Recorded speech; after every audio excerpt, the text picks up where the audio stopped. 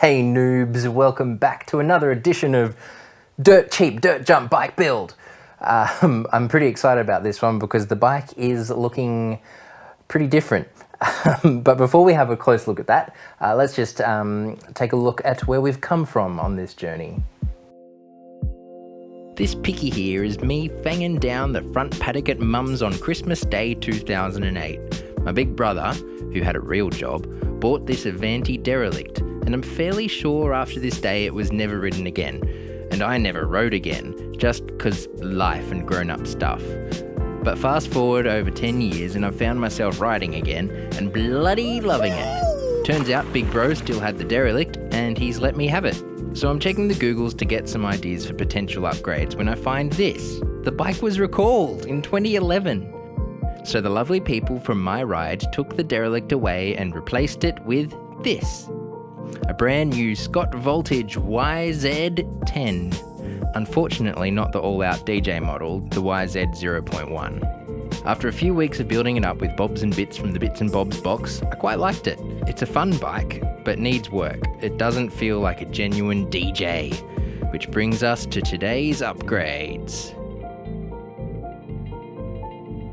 Okay, so just having a look component by component.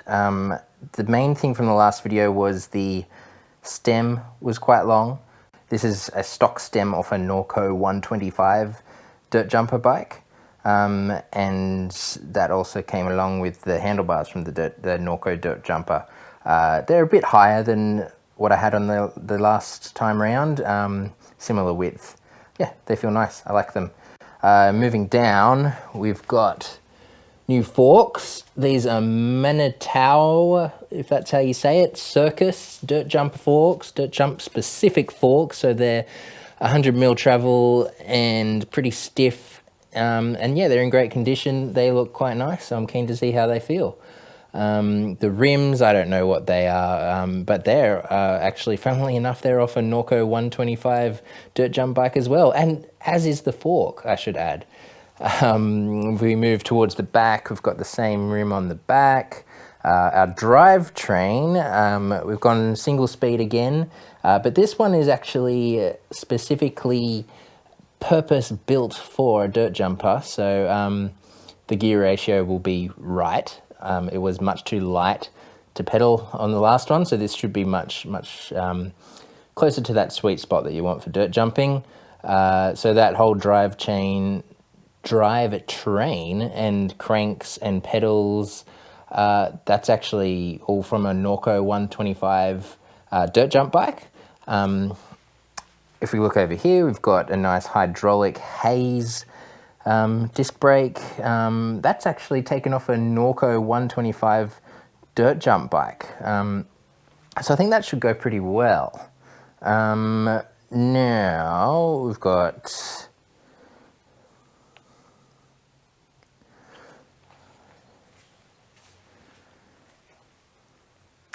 so then if we step back a bit and have a look overall, you'll see. And then there's the all-important frame. So this frame here, this is actually the frame off a Norco 125 dirt jump bike. So more confident in the air, that kind of thing. So if we step back and have a look overall, well, that looks just like a Norco 125 dirt jump bike, which is because it is a Norco 125 dirt jump bike. Basically, what's happened is I sold the orange bike, the Scott, and I got this with the exact same amount that I got for the last one. So I'm pretty happy because I get to try out a genuine dirt jump bike. There's no arguments that this is a dirt jump bike. So let's get on it and see just how different it feels to that quasi dirt jumper that we had before. Let's go. Okay, I'll just mention I've put Maxxis Crossmark tyres on this, which are a cross-country tyre to have a bit more grip on trails like this one I'm about to go on. But they should still roll pretty well as well. So down the bottom of this trail there's a nice dirt jump style jump built up. Should be a good test for that. But the rest of it, we'll see how we go with grip around the corners and so on. Straight into it, let's go. And take it a little slower than normal so I can really sort of boost these jumps and rely on my skill, or technique I should say, to get over these. This feels awesome. Oh, not much grip there still, but that felt great. Let's do the drop. Oh, that was a heavy drop. I'm gonna check my bike after that. My gimbal's not doing too well either. Okay. So I felt really comfortable getting my front wheel up high, sort of making sure I get that height first. Yeah, it felt good, felt comfortable. I think my gimbal is struggling here. I've got a new setup for the GoPro as well, so so far I don't think it's working very well. And I look like a complete knob wearing this massive thing on my chest. All right, I'm not sure I got enough speed for that gap. You think I've got enough speed from here? I'm gonna try it. If I don't make it, it's gonna be a heck of a taco on my back wheel. All right, let's go. I got it, I got it, I got it. Pedal, pedal, pedal, pedal, pedal. Easy. So that gear ratio is good there. Oh, the grip round here is not bad. Okay. Another awkward little jump. That was nice. And here we come to the pumping section. Pump that, jump that. Nice. That was cool. All right. Well, first impression, it feels so different, this bike. I feel more comfortable, as I was saying, getting that sort of bunny hop technique on the lips to make sure I get the height so I can go a lot slower and just naturally rock back to get my front wheel up high rather than having to pull or yank it, which I found myself doing on the other bike. Might just turn around and do this one here. So I can go a little slower this time. And yeah, I'm going to try and really get the front wheel up high and then plant the front wheel back down again and just see how my weight feels doing that. Because on the last one, I felt like I'd go over the bars doing that. So we'll try it on this.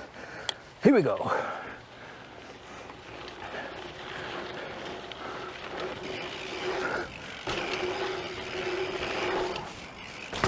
All right. So I got my front wheel up good. I didn't get back down again. One more go. And then I think I'm gonna have to leave because my wife wants chocolate and the shop's about to close. That was the condition of me coming out. I have to come back with chocolate. Which is pretty fair. You know, she's back home with 3 kids and I'm out riding my bike. Okay, one more, get that front wheel up nice and high. And then some thoughts.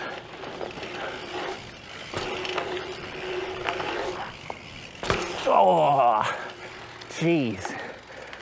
That really hurt my leg. Yeah, I'm overshooting this like crazy. I think probably got to just be confident to go slower. One more. Actually, why don't I pop the camera down here?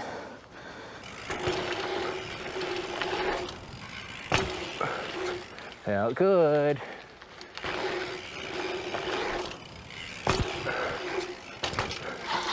Rightio, so there it is. And I really liked that. That felt so different, so much different than I expected. I just felt so well centered on the bike, weight-wise. It was great. After just a couple of jumps, I really felt like I could start to manipulate the bike in the air, get a bit of shape there.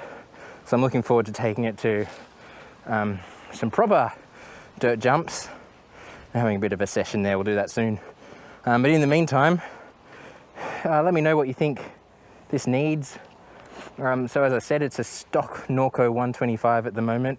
It's about as stock as it gets. So what would you do to it? Would you scrap these cross-country tires, put some slicks on it, wider bars, different stem, different drivetrain?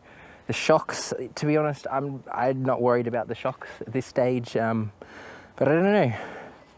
I like it a lot. Okay, join the conversation below because I know there's a big one going on right now, and stay tuned for next time. Bye.